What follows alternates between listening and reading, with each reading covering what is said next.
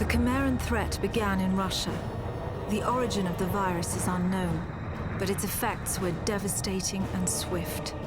In the 1930s, reports of biological experiments began leaking out of Russia. Then reports of villages destroyed overnight. Then entire cities. We feared the Russians had developed a weapon of unparalleled power. The truth was far worse. The Chimeras stayed sealed within Russia for over a decade.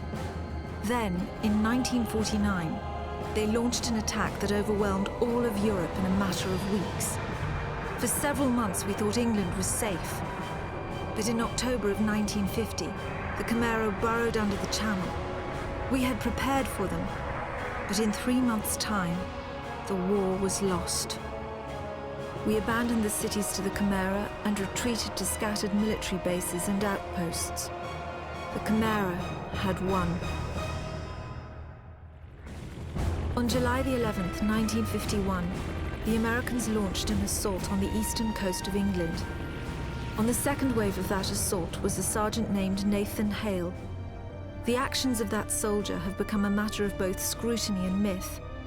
What follows are the known events of his life from July 11th to July the 14th, the day he was last seen.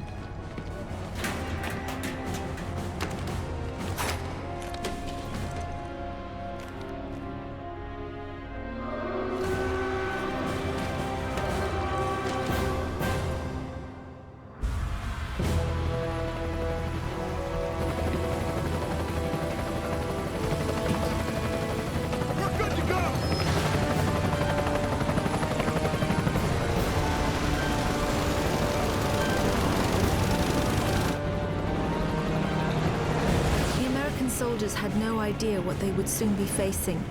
The US government had sealed its borders in 1950. Radio waves and newspapers became state property.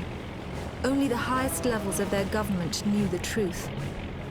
The operation was an exchange. The Americans were bringing supplies and tanks into York.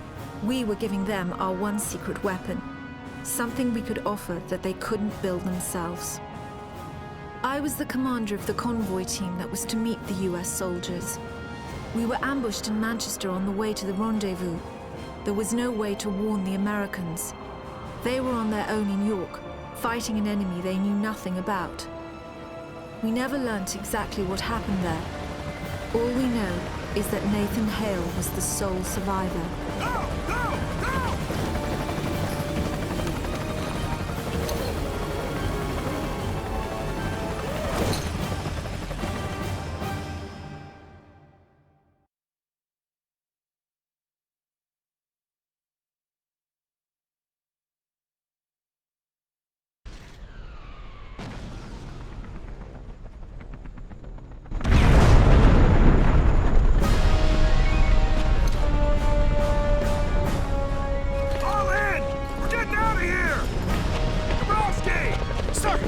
Squad, go now!